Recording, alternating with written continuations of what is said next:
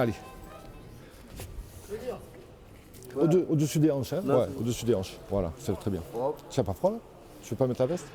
Ou tu la mettrais par-dessus, quand tu grimpes, tu l'enlèves? C'est pas assez serré. Hein. Attends. C'est bon comme ça? Ouais, il faut pas que ça tombe. Sinon la veste, tu la mettras par-dessus. Tu l'enlèves pour grimper. Tu l'enlèves pour grimper. Non, mais juste pour grimper. Là, tu mets le baudrier dessous, et après, quand tu montes, tu enlèves la veste, tu la remets après. Comme tu veux, comme tu veux. Pendant que je suis en haut. Ouais, quand tu grimpes, tu enlèves la veste. Ouais, quand j'ai chaud. Ouais, bah ça va, fais comme tu veux. Allez. La prévention spécialisée, en tant que telle, c'est aller vers les publics les plus en difficulté, le public jeune, 13-21 ans, donc sur les missions du Conseil général, à travers l'aide sociale à l'enfance. Et en fait, on a un rôle de prévention sociale de tout ce qui peut... bon, c'est pas vraiment la prévention de la délinquance, c'est plutôt la prévention des risques sociaux. C'est-à-dire qui s'apparente ça peut être la déscolarisation, ça peut être les difficultés à insérer le milieu professionnel, ça peut être les difficultés de comportement, ça peut aller jusqu'à la délinquance. Et on est là pour prévenir tous ces risques, travailler avec ce public en priorité. En fait, on se place du côté du public et à partir de là, on tisse des liens. Il y a un inventeur de la prévention spécialisée qui disait que qu'on était des créateurs de liens en fait. C'est-à-dire que par rapport à ça, on s'adressait à ce public le plus marginalisé pour travailler le lien avec les autres structures, les administrations, les structures sociales, et essayer de les rapprocher de ces structures pour qu'ils intègrent une norme sociale qui peut leur permettre après de créer une famille, de travailler, etc. Alain, je le connais depuis la 6e. Il m'a pris en charge en 6e. Je faisais n'importe quoi. Je me suis fait exclure de mon collège et il m'a pris en charge. Et voilà. Et à quoi ça t'a servi? Ça m'a servi parce que maintenant, en gros, ils m'ont remis sur le bon chemin, mes éducateurs. C'est pas vrai, ça sert à rien. Parce que j'avais plus de collège.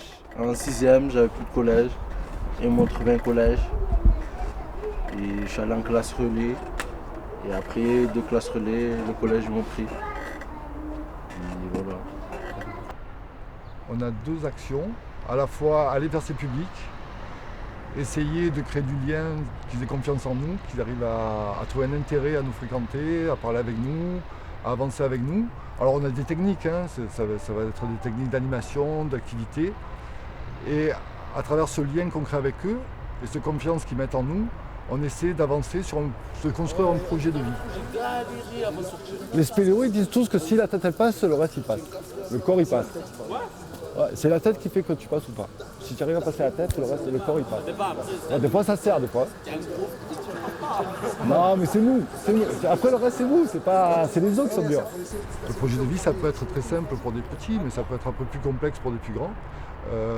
Déjà qu'ils soient bien à l'école, qu'ils soient bien chez eux en famille, qu'ils soient bien peut-être avec les autres structures sociales du quartier. Et après on a un rôle éducatif, c'est-à-dire que par rapport à ces liens concrets, nous on travaille avec eux sur le comportement, sur la vision de la société, sur la vision de l'environnement, sur la normalisation des rapports qu'ils ont avec les autres. Ça sert à rien du tout. Essayez sur un truc sur un 6. On ne baisse jamais les bras, on sait que le jeune il faut qu'il se construise, qu'il a encore des étapes à franchir avant de pouvoir s'insérer. Mais on est toujours bienveillant vers lui, même si des fois c'est pas agréable parce qu'il a un comportement difficile. Mais on n'est pas là pour le juger, on est là pour avancer avec lui. Donc notre posture c'est vis-à-vis de lui, c'est d'être avec lui, c'est pas d'être contre lui. Toujours. Et même sa famille, ça va être un rapport qu'on va établir pour l'aider à lui. Et c'est toujours avec son accord. On va jamais voir sa famille contre lui sans qu'il soit d'accord, sans qu'il soit informé de ce qu'on fait. L'éducateur, il se fond dans la masse. C'est-à-dire qu'il est sur le quartier, il est là pour faire de la veille éducative, faire de l'accompagnement éducatif, soutenir les associations lorsqu'ils sont en difficulté, mettre en place des actions avec les autres partenaires. Mais en même temps, il vit dans le quartier. Souvent, les gens ont tendance à oublier, parce qu'ils se font dans la masse, que l'éducateur, en fait, il n'habite pas sur le quartier. Et donc, c'est dans ces moments-là qu'il y a vraiment des échanges avec les jeunes, avec les familles, parce que les barrières sont tombées et qu'on arrive à poser les choses, à vraiment travailler et faire un accompagnement un peu plus, un accompagnement plus fin, voilà. plus proche de la réalité du jeune, de la réalité du ou des jeunes. Hein. J'insiste sur le fait que c'est pas que de l'accompagnement individuel, c'est aussi une intervention collective. Le jour où je me suis fait exclure de Mallarmé, c'est là, vous avez arrêté, vous m'avez laissé tomber. Mais explique pourquoi tu t'es fait exclure. Non, j'expliquerai pas. Parce que Isabelle a changé de quartier au même moment. Non, ouais, c'est vrai, parce qu'en fait, elle a changé. Bah, c'est pas son Elle a changé contrat, de il est fini, secteur. pas fini. Ouais, bah après elle est venue travailler sur la Rose et c'est vrai que du Ouais, coup, elle pouvait pas à ce moment-là. elle pouvait plus trop et ça s'est fait comme ça. Ouais, mais en vrai, c'était pas de sa faute. Hein. Mais on t'a pas abandonné. Non, encore heureux, j'ai besoin de vous, moi. Je vous aime. Hein.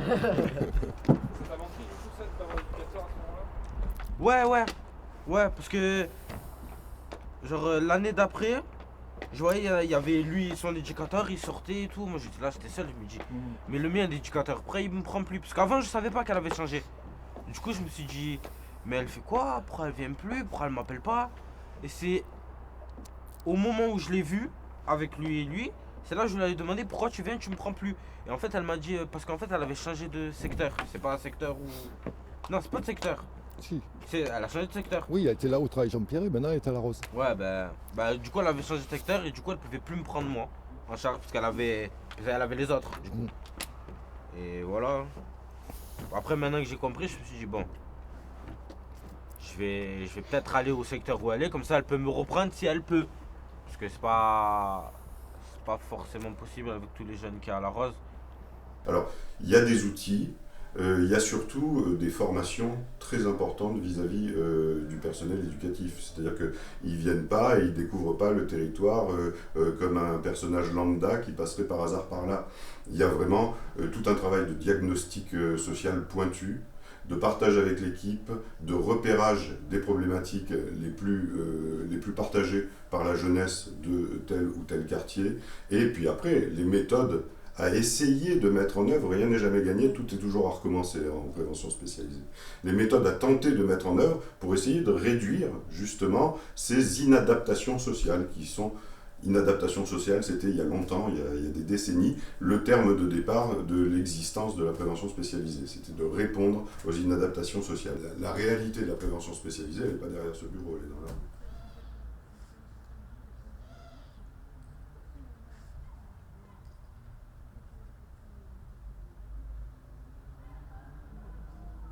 On travaille énormément bien avec le collège Mallarmé, qui est le collège de proximité du quartier.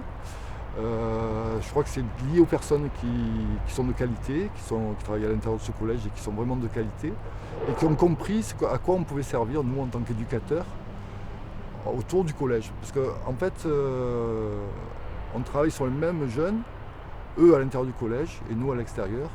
Et par rapport à ça, on peut échanger sur différentes problématiques et essayer de traiter ces problématiques ensemble pour faire avancer le jeune, en fait. C'est uniquement pour les jeunes qu'on fait tout ça. Ouais, dans moyenne classe, on tient moyenne groupe. Vous êtes en demi-groupe, demi-groupe peut-être. Oui. Ah voilà. Là, on n'était pas. Ah si. Là, oui, par contre. Pourquoi on a noté? C'était un devoir à rendre? Ou t'étais absente? Je sais pas. Et ça, c'est des notes ou c'est une moyenne? Non, c'est les notes, ça. Il y a Tu pas la peux moyenne. pas voir le Trimestre bulletin. 2, il y a marqué, regarde. Oui, parce que là aussi, tu vois, je fais ça, il y a trimestre 3, mais c'est que les notes. On travaille avec les partenaires sur un territoire autour de 3 concepts: l'information circulante, l'intelligence collective et la coopération des acteurs. On n'a aucune obligation de travailler avec qui que ce soit, mais moi je pense que c'est vraiment indispensable d'avoir des personnes qui sont sur les quartiers, qui connaissent les familles, qui sont en lien avec eux. Et ils ont une approche très particulière en fait avec les élèves, et enfin des jeunes pour eux. Je crois que ce qui est très important dans leur travail, c'est qu'ils apprécient être avec eux. Et ça se ressent beaucoup. Quand un élève est exclu et pris en charge par Alain et Isabelle, très facilement, très rapidement, ça se passe toujours très très bien. On n'a jamais de conflit, on n'a jamais de soucis, et c'est vrai que le retour est facilitant. En plus, ce qui est intéressant, c'est que les acteurs, quand ils travaillent ensemble, ils envoient aussi un message très fort au territoire. C'est que du coup, les habitants, les populations, les publics jeunes vont repérer que sur un territoire, il y a un maillage d'acteurs qui agissent pour l'intérêt du territoire. Et en même temps, ils vont s'apercevoir que les acteurs ont des liens entre eux.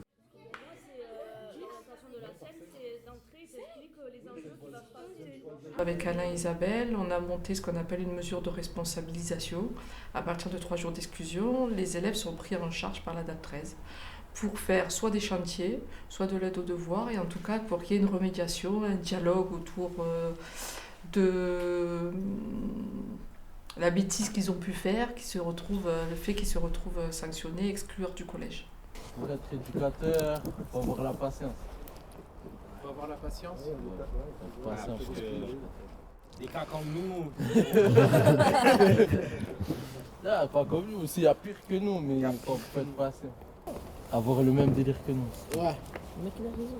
Le bon Il manque désir. tout, les gars. Seulement ça? Ouais. Pour moi, il n'y a que déjà, ça. c'est la base parce que si tu vas t'occuper d'ados et tu sais pas comment rigoler avec eux et tout ça, ils vont pas t'aimer. Voilà. Allez, si tu sers du module, regarde ça. Tu as des escaliers sur le module. Il faut serrer, non? Ah. Ah, moi je l'étais quand même.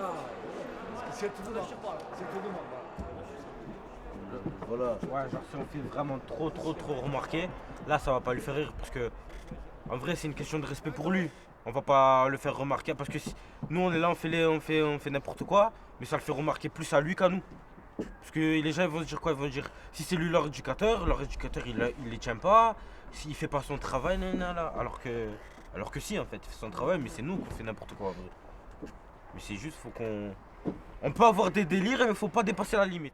On ne sait pas ce que ça peut produire chez les jeunes là, hein, ce que ça peut produire, l'accompagnement ou l'accompagnement qu'on met en place, les rencontres régulières, faire des activités avec eux. Et ça c'est étonnant justement dans quand ils en parlent. On en a besoin parce que on en a besoin parce que ça on est très frustré là-dessus, hein, sur ce qu'en tirent les jeunes un peu de notre présence, de cet accompagnement. Oui, et c'est pas souvent hein, qu'on entend parler, qu'on les entend parler des éducateurs, ce que ça leur a apporté. C'est étonnant. Ouais,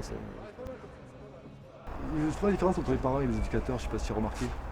En fait, les parents, c'est les parents et ça reste l'autorité, quelque chose des fois qui est conflictuel. Alors que nous, ils savent qu'ils peuvent tout nous dire, quoi. Ils savent qu'on peut jouer, pas tout faire, parce qu'ils savent très bien qu'ils ne peuvent pas tout faire, mais au moins tout nous dire. Et puis ils se sont sentis, ils sont en confiance aussi avec nous peut-être. Parce qu'il y a la confiance, ils savent qu'ils peuvent dire, ils peuvent parler.